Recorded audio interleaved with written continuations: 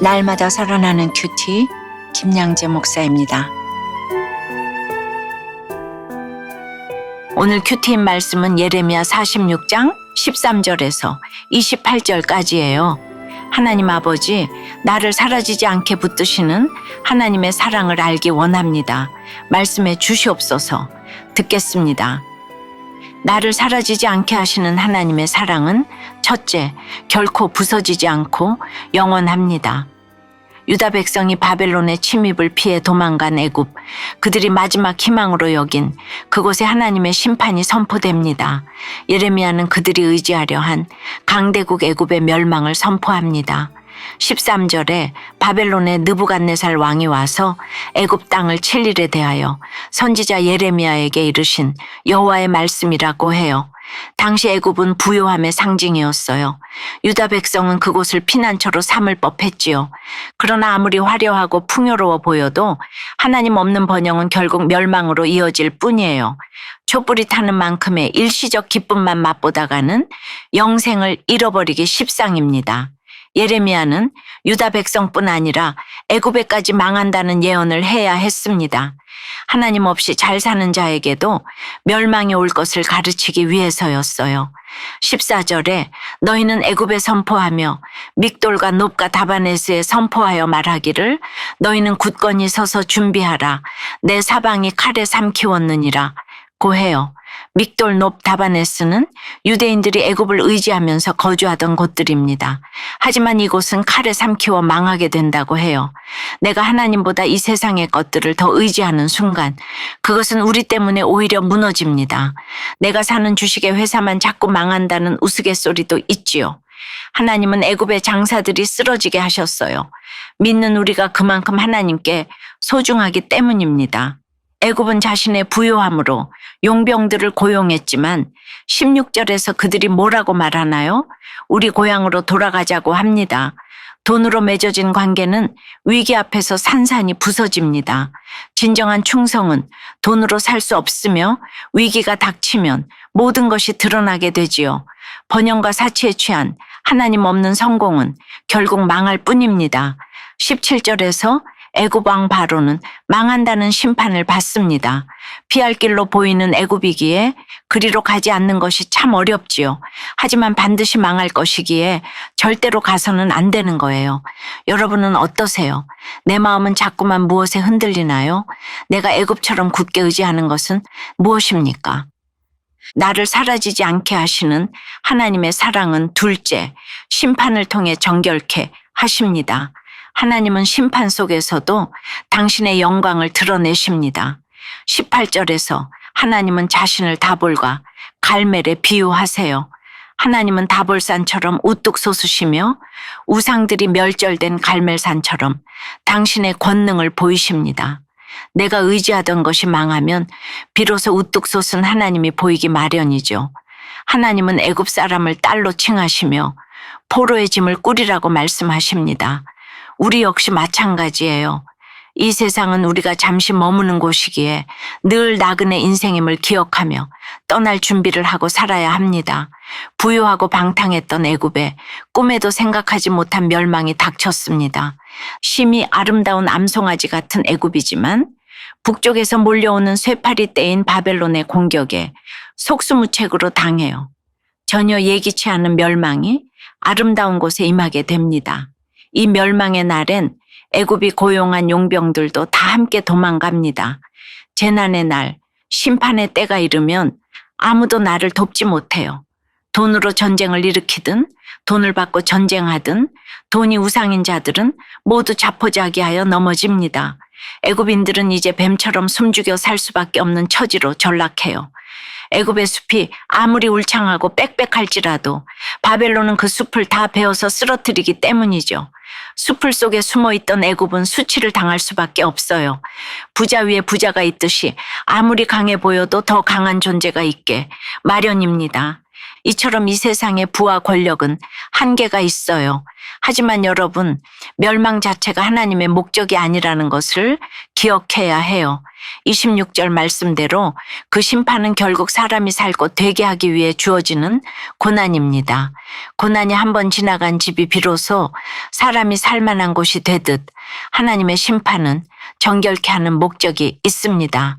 내가 애굽처럼 의지하고 자랑으로 삼은 것들이 모두 무너지는 심판의 사건이 없으면 우리는 결코 하나님을 찾지 않을 거예요. 그 고난을 통해 거룩을 인생의 목적으로 두고 진정 하나님을 예배하게 되는 것입니다. 적용해 보세요. 내가 자랑으로 삼던 것이 무너지고 수치를 당한 적이 있나요? 징계를 통해 나를 정결케 하고 거룩하게 하실 하나님을 믿나요? 암이라는 고난의 사건이 주께서 주신 사건임을 깨닫고 말씀과 기도로 그 시간을 인내하며 평안을 누리게 되었다는 한 청년의 청년 큐티인 묵상 간증이에요. 저는 기독교 가정에 늦둥이 막내로 태어났어요. 그러나 아버지의 심한 주사로 가정은 늘 불안했고 저는 가정에서 싸움의 중재자 역할을 했어요. 그리고 가정 밖에서는 착한 성품과 학업 능력으로 인정받으려 애썼지요. 그러다 갑작스럽게 갑상새맘 사건이 찾아왔어요. 하나님은 예배와 큐티 말씀을 통해 제게 계속해서 이 전쟁이 하나님께 속했다고 말씀하셨지만 저는 병에 대한 수많은 정보를 접하며 두려움에 사로잡혔어요. 암이 전이되거나 재발할까 봐 불안했고 가장 적합한 병원과 수술 일정을 고르는 게 우상이 되었지요. 그러던 어느 날 예민해진 저는 병원에 가는 차 안에서 가족과 크게 다투었어요. 그리고 애써 찾은 병원에서는 수술이 8개월 후에나 가능하다고 통보했어요. 그날의 큐티 본문은 블레셋 군대를 보고 두려워 신접한 여인을 찾는 사울의 모습이었습니다. 저 역시 하나님이 허락하신 바벨론 군대 같은 암 사건에서 저를 구해줄 좋은 병원과 의사만을 구하고 있음을 깨달았어요. 그리고 27절과 28절처럼 이 사건을 허락하신 하나님이 때에 맞게 마무리도 해주실 것임을 다시금 신뢰하게 되었어요. 이후 말씀과 기도에 집중하며 수술을 잘 마쳤고 현재는 5년간의 추적 관찰 기간을 지나고 있어요. 재발에 대한 두려움이 찾아올 때마다 애굽이 아닌 하나님만 의지하며 평안을 누리길 기도해요. 저의 적용은 암 재발에 대한 두려움이 찾아올 때 오늘의 묵상 간증을 다시 읽어보겠습니다. 질병 고난을 겪는 지체들에게 제 간증을 나누고 함께 기도하겠습니다. 입니다. 27절에 내 종 야곱아 두려워하지 말라. 이스라엘아 놀라지 말라. 보라 내가 너를 먼 곳에서 구원하며 네 자손을 포로된 땅에서 구원하리니 야곱이 돌아와서 평안하며 걱정 없이 살게 될 것이라. 그를 두렵게 할 자 없으리라고 해요. 어떤 경우에도 하나님의 관심은 이스라엘을 향해 있어요.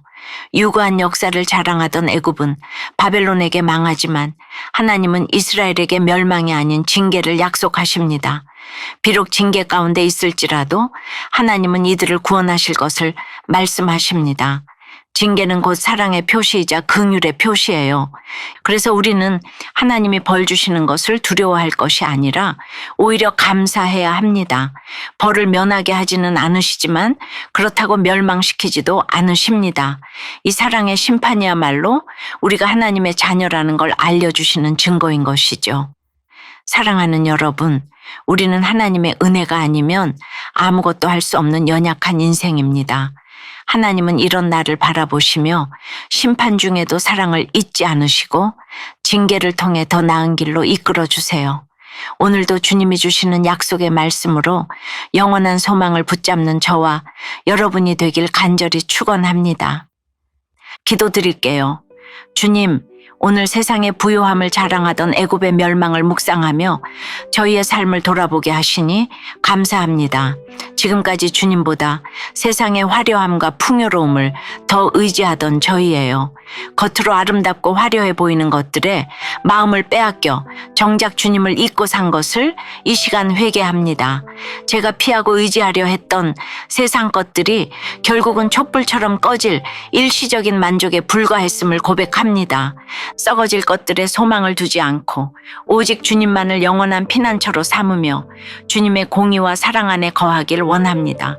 때로는 징계가 아프기도 하지만 그것이 저를 구원의 길로 인도하시는 주님의 사랑임을 믿습니다. 우리를 흩으신 것도 징계하시는 것도 결국엔 살리고 회복시키시기 위한 주님의 경륜임을 고백합니다. 이제는 거룩을 인생의 목적으로 두고 주님만을 영원한 기업으로 삼고서 찬양할 수 있게 도와주시옵소서.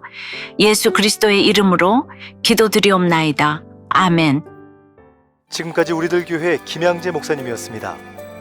큐티에 도움받기 원하시는 분들은 QTM 홈페이지 qtm.or.kr 또는 유튜브에서 QTM을 검색하시면 도움받을 수 있습니다. 자세한 문의사항은 지역번호 031-705-5360번으로 문의하시기 바랍니다.